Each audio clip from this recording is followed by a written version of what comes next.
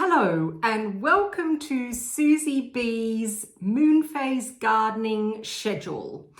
I am doing it inside today, the main talking part of the video, because outside is a scorcher. I just had to come in because I've been filming over at the allotment, and I had to come in because even for me, for an Aussie bird, it's hot. But not only is it hot, it's a bit sticky. So let's start. We're going to start with Monday, the 11th of September, 2023. Monday is Leaves Day. Leaves are anything that you can eat that is leafy. So what I want to talk to you about now inside are my lettuce varieties and my leaves that are going to take me through the autumn into winter and then into spring. This is my sowing part of my schedule. Remember, I have 4 different areas in which I cover on every single Moonphase day: sowing and transplanting, harvesting and whatever I make with it, weeding and maintenance, and feeding. And that sometimes go in with the weeding as well. Let's talk about winter leaves. This is quite important because this time of year, at the beginning of September, is big bumper leaf growing time. So I have a list of what I am sowing. I've already sown some of them, and I will show you what I've sown with my little seedlings and my transplants. I want to talk about that in a minute.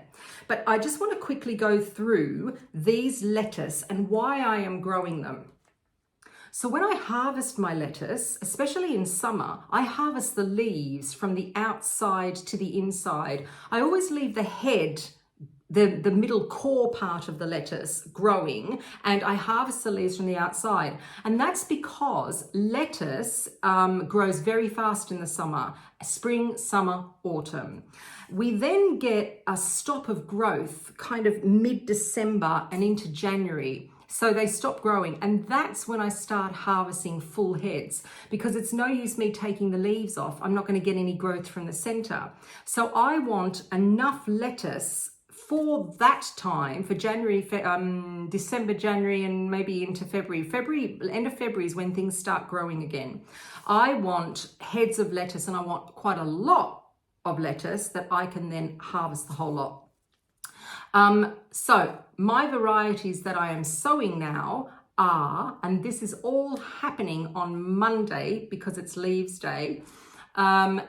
This is called Flashy Butter Oak, this lettuce. There's no picture, so I can't show you a picture, but I will put a picture up for you to have a look. It's very pretty, and it's an oak leaf, so it is not too tough.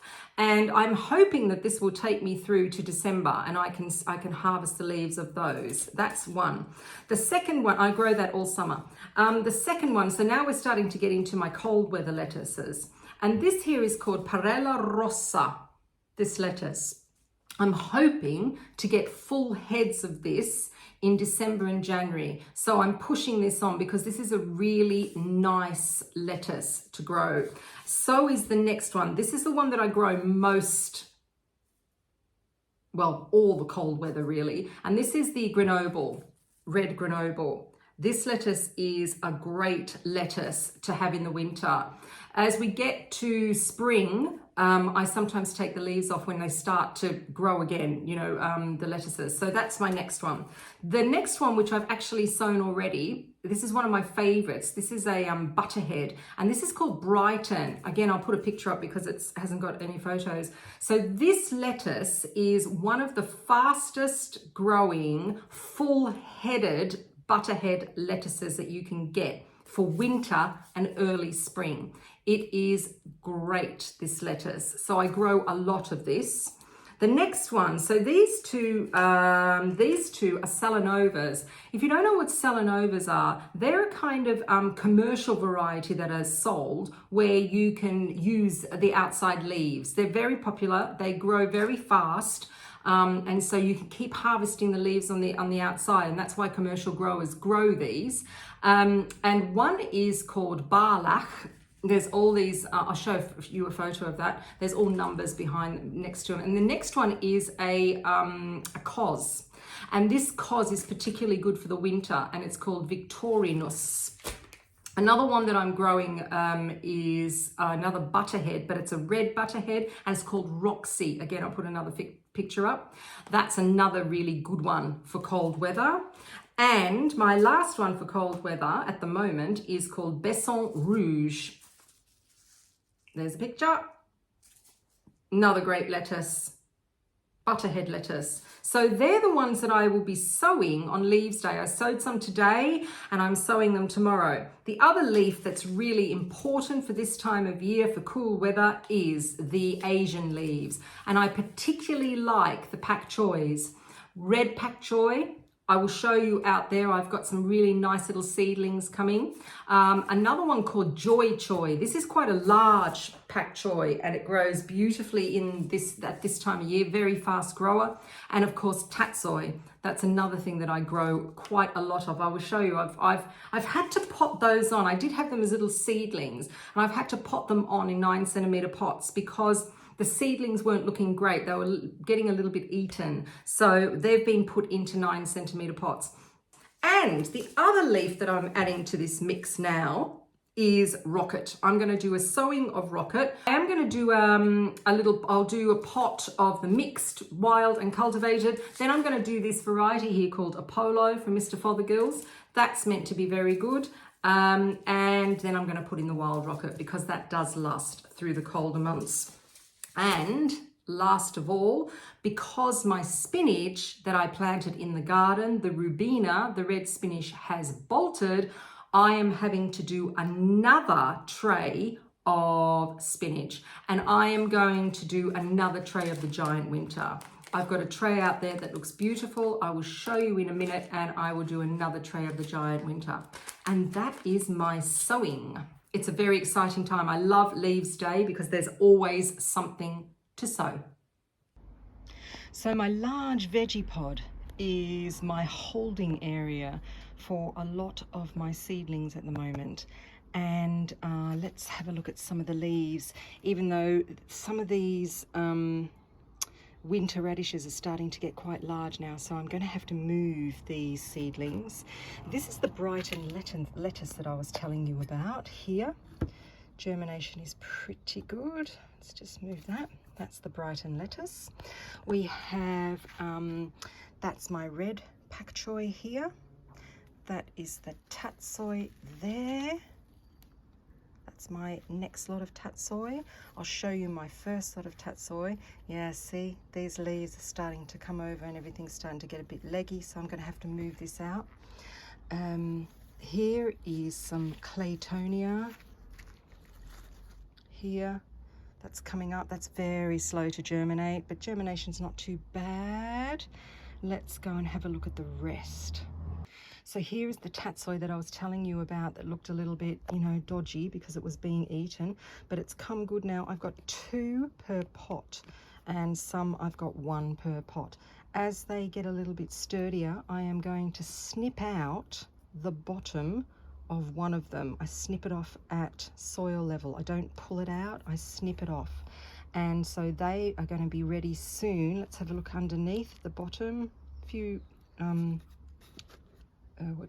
roots coming. They're going to be ready pretty soon to put in the garden. This is my other holding area of seedlings, and it's right up next to my little emerald greenhouse. So this is the giant winter spinach. That's doing really well. Germination has been fantastic. I've got one that hasn't germinated out of all of them, so that's great. This is why I do Moonphase gardening. I forgot to also mention that I've got some seedlings of spring onions, and they're all germinating beautifully. The slow ones are the North Holland Blood Red, but they will come. You can see they're starting to come. I've got one over there starting to come. So that's all great. So there are my other seedlings that I will transplant out.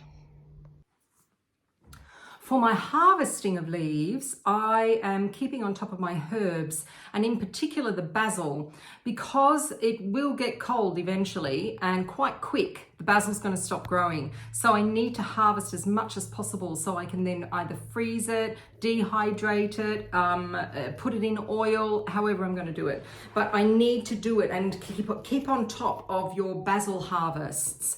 When you harvest basil, you pinch out the stem just above 2 leaf nodes, and that's how you harvest basil, because those 2 little leaf nodes will actually grow on to be more stems, and that is my main harvesting for Leaves Day. For my weeding and maintenance and my feeding all together, I am going to try to salvage these pots of celery. I grew this, so this is Utah, this celery, and I sowed it early in the year. I've got one in the garden, and I didn't bother to plant these 2 in the garden. I just left them. But in actual fact, if you take the leaves off the outside, they're actually not too bad looking plants. The only thing is that they've just been suspended and stopped growing because there's really no nutrients left for them in these pots. So these 2 plants here are going to go in a big pot with fresh compost, and they were going to go outside for the moment, and then when the weather changes, I'm going to bring them into the greenhouse, and they will be my celery over winter. It works really well in pots in the greenhouse. The other thing I'm going to do is, once I put them in this pot, is I'm going to give them a feed. And celery, being a leaf plant, likes high nitrogen feed. So I'm just going to use this Miracle Grow feed and give them a little bit of a feed just to help them along. And they will take very, very quickly. They will green up and they will look beautiful in just a few weeks. So Tuesday, the 12th of September, is Fruits Day. We're back to fruits again. And in fact, we've got Tuesday and we've got Wednesday Fruits Day. And we've got a little bit of Thursday, but I'll deal with that when I put my video out on Wednesday night. So let's go to fruits. Fruits is interesting this time of year because it's mainly harvesting. There's no sowing. I've already sowed my little experimental tomato that I said I was going to do. And if you want to have a look at that video, you can go back. I'll just put a little link up in the corner and you can have a look at that and you'll see what tomato it is that I'm experimenting over the winter. So no sowing. Harvesting is grapes. So for Fruits Day, I am able to have a very special harvest. And as you can see, I have a lot of grapes to harvest. They weren't grown by me, they were grown by a fellow allotmentier, and he's giving up his plot and this greenhouse. And he asked me the other day whether I made wine, and I don't. That would be a bit awful. But I wanted to make some grape jelly, and he said, and lo and behold, he said to me, would you go and please pick all my grapes and you can just have them? Because normally with these grapes, these are a kind of muscatel grape, I think. There are a lot of seeds in them. They're very, very tasty, but they are very, very seedy. He usually every year takes them home, juices them and puts the juice in the freezer. Well, I want to make grape jelly. So I've bought my bucket and I've got my secateurs, and I am going to start picking these amazing, look at that, bunches of grapes. Absolute perfection, and I need to get them before any other bugs get them. And this year in particular, it is laden in here. So that is my fruit harvest. For my weeding and maintenance, I am going to my tomato plants. I have some tomato plants that are actually finished. They're not going to give me any more tomatoes. So I'm just going to chop those back. And I've also got this hanging basket here that had a couple of tumblers in it. And you can see it's looking a little bit not so good, that's for sure. So that is going to be taken out. I will and nothing of mine has got blight, thank goodness, this year. So it's all going on the compost. I'll just chop it up, put it on the compost, and put something else in the hanging basket. But I must say, these little micro tomatoes, little tomatoes for hanging baskets are really fantastic. We got a lot of tomatoes. Because we've got 2 and a bit days of fruits, it gives me time to start looking also at my soft fruit again. So I've already done my strawberries. I've shown you that. I've cut my raspberries, my summer raspberries down as well. Now I have to deal with this fruit area down the bottom of the garden. It's been netted because I've got quite a lot of soft fruit in here. I've got black currant, I've got a red currant, I have a thornless blackberry, and I have some rogue brambles. Now they have to be cut out completely. So the first thing I have to do is I have to take this netting off. That's a job in itself, I can tell you. And this growth here is the new growth of the thornless blackberry, and anything that was fruited on this year is all cut back right to the bottom, right to the soil level. And that's how blackberries work. So they always fruit on new growth, and the old growth you cut back. It's a little bit like the summer fruiting raspberries or the autumn fruiting raspberries. Anything that is like that, you cut back. But to get into here is going to take a little bit of an effort. So I'm so glad that we've got a couple of days of Fruits Day to do it. So that's it. That's Monday, Tuesday, Wednesday, up to the 13th of September 2023 on my Moonphase gardening schedule. That's what I will be doing. I hope that you will give it a go, because it is actually quite fun, and bringing out these videos ahead of time gives you a chance to actually look at what I'm doing. You might want to do exactly what I'm doing or something completely different, but it just gives you an idea of what we're working with. My next video comes out on Wednesday night. That's Wednesday the 13th of September, and that then covers the rest of the week until Sunday. We go from fruits into roots, which is quite interesting. So I will see you then, and happy gardening. And I don't know whether it's hot with you, but it's hot here. The weather is going to change this week. If you want to subscribe and get these update videos, then subscribe, press that button, and it'd be nice to give you a thumbs up as well. Happy gardening, everybody. This is Susie B from Susie B Living. See you later.